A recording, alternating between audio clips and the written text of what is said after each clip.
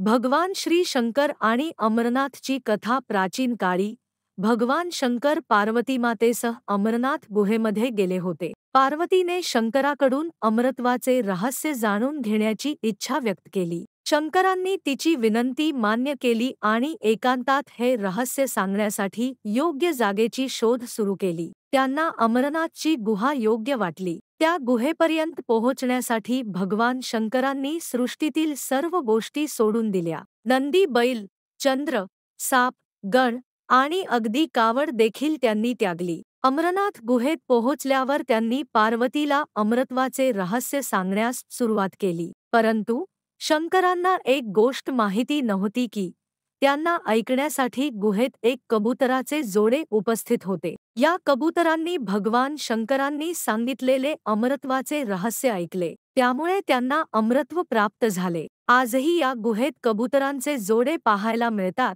ज्यांना अमर मानले जाते. अमरनाथ गुहा ही त्यानंतर भक्तांसाठी पवित्र ठिकाण बनली, जिथे प्रत्येक वर्षी हजारो भक्त भगवान शंकरांच्या बर्फाच्या शिवलिंगाचे दर्शन घेण्यासाठी येतात, ज्याला अमरनाथ यात्रा म्हणतात.